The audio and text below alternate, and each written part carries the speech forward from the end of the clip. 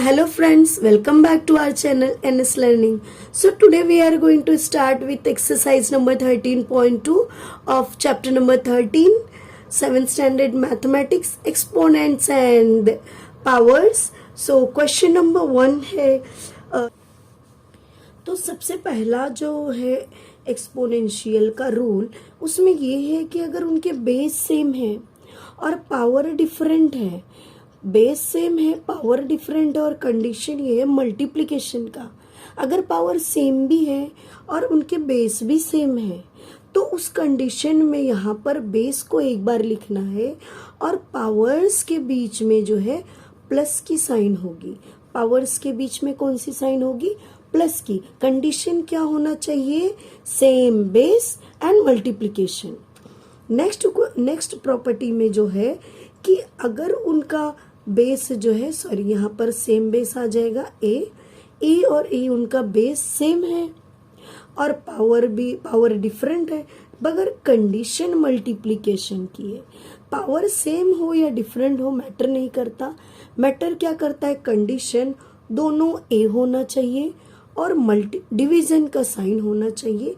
उस कंडीशन में ये हो जाएगा m-n। हाँ, कभी कभी ये क्वेश्चन कुछ इस तरह भी लिखा होता है, like a⁻m divide bye b⁻n। उस कंडीशन में भी आपको a⁻m-n ही लिखना है। आई होप समझ में आया होगा।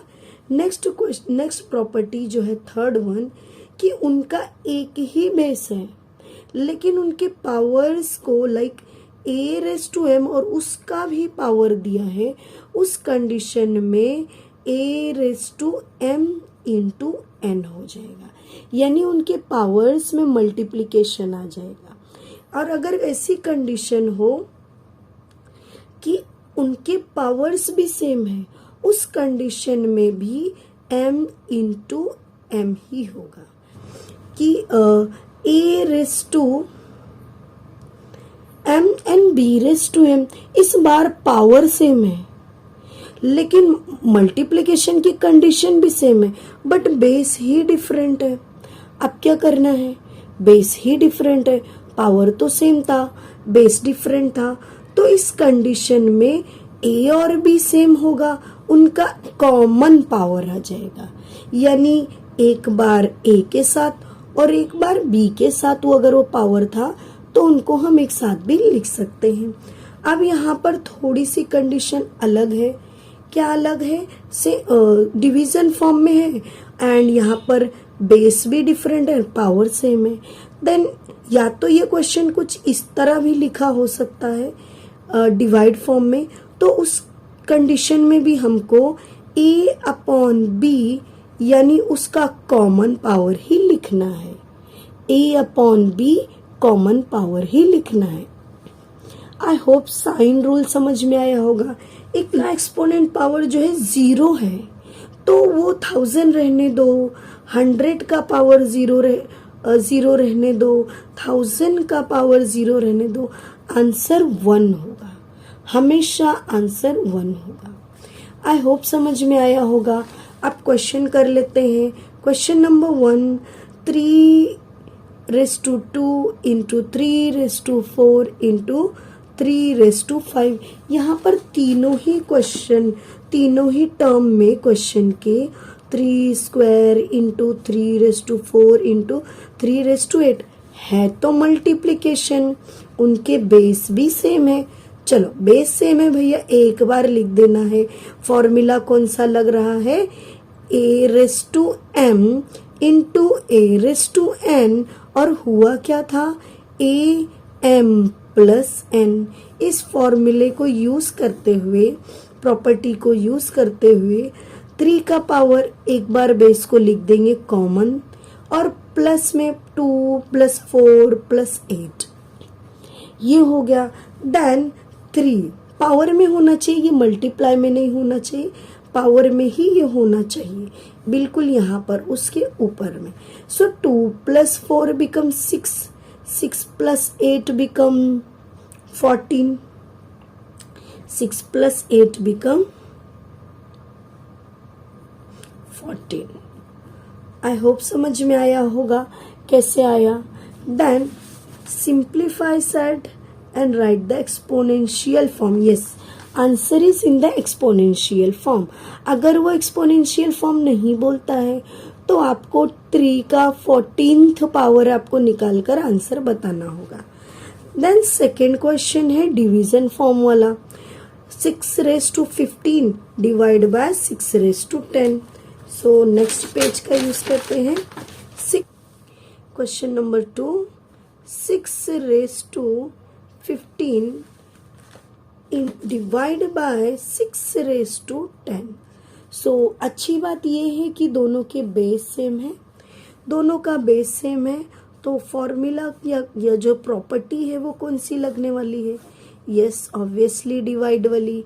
a⁻m divide by a⁻n and answer is a⁻m-n। Then 6⁻15-10 and answer is 6⁻5। I hope समझ में आया होगा। क्वेश्चन नंबर थोड़ा कॉम्प्लिकेटेड लेते हैं। क्वेश्चन नंबर 4 ले लेते हैं, बिकॉज यहाँ पर x 7⁻x है, पावर ही नहीं दिया है, उसके बदले में x दे दिया है। सो देखते हैं कैसा क्या करना है इसका। Question number 4, 7x into 7²। सो जैसे कि हमको रूल पता है कि बेस सेम है, उसको एक बार लिखना है और उनके पावर्स को प्लस में लिख देना है। सो पावर को प्लस में लिख दिया, आंसर ओवर। नेक्स्ट क्वेश्चन लेते हैं। Question number 5। क्वेश्चन नंबर 5 है 5² और उसका पावर 3 डिवाइड बाय 5³ सो ऐसा कुछ क्वेश्चन दिख रहा है। सो जैसे कि हमने रूल में देखा था कि अगर हमारे पास में है बेस a और उसका पावर कुछ है m और उसका भी पावर है कुछ n, तो हम उसको लिखते हैं a⁻m इंटू n, यानी पावर में मल्टीप्लिकेशन हो जाएगा। सो पहले फर्स्ट टर्म को सॉल्व कर लेते हैं, देन सेकेंड टर्म के बारे में सोचेंगे। 5⁻2 divide by 5⁻2 and the whole cube divide by 5³ next 5 same as it is according to the property 2 into 3 power हो गया एक साथ, divide same as it is and 5⁻3 भी सेम एज इट इज। ये हो गया 5, 2 3 जा 6 डिवाइड एंड 5⁻3। अब कुछ नया मिला है सिंप्लीफाई फॉर्म में कि ये नई प्रॉपर्टी ये वाली प्रॉपर्टी लगाएंगे a⁻m डिवाइड के साथ a⁻n and answer is a⁻m-n, because divide होता है तो उनके पावर्स में माइनस होता है, सब्सट्रैक्शन होता है।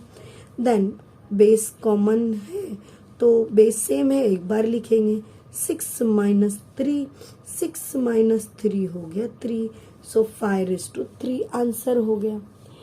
आई होप समझ में आया होगा। दिखने में कॉम्प्लिकेटेड है बट क्वेश्चंस बहुत ही ज़्यादा सिंपल है। नाउ क्वेश्चन नंबर 9th में डायरेक्टली ले रही हूँ।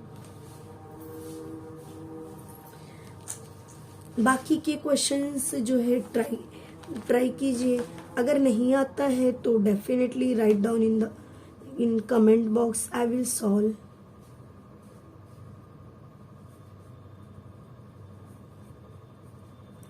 सो डायरेक्टली मैं क्वेश्चन नंबर 9 ले रही हूँ।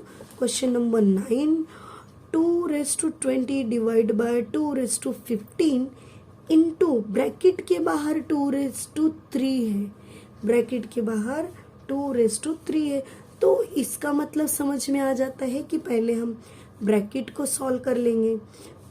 सो ब्रैकेट को सॉल्व करने के लिए property a⁻m divide by a⁻n वाली लगा देंगे, m-n। सो अप्लाई करते हैं 20 का बेस सेम है, सॉरी 2 का, हाँ 20 और 15 का बेस जो है 2 है, एक बार लिख दिया। 20 minus 15 bracket close into 2⁻3 same. Then next step में 20 माइनस 15 हो गया 5 इंटू 2⁻3। अब यहाँ पर प्रॉपर्टी आ जाएगी किनका कॉमन बेस है जो कि 2 है। सो a यहाँ पर बेस होता है m into a⁻n। So base same है, बीच में मल्टीप्लिकेशन है, तो आंसर होगा a प्लस m फॉर्म में प्लस होगा पावर में। तो देखते हैं हम कैसे अप्लाई करेंगे। 2�5 plus 3, answer is 2�8। So I hope समझ में आया होगा कैसे सॉल्व किए।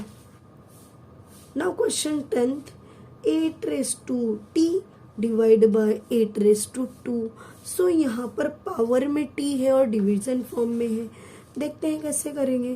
क्वेश्चन नंबर 10, 8⁻2 डिवाइड, सो यहाँ पर कॉमन बेस वाला method same, a⁻m divide by a⁻n and answer is a⁻m minus n, very easy. So 8 ले लिया, t-2 is the answer. I hope समझ में आया होगा कैसे सॉल्व किए। Next question, question number 2 in next video.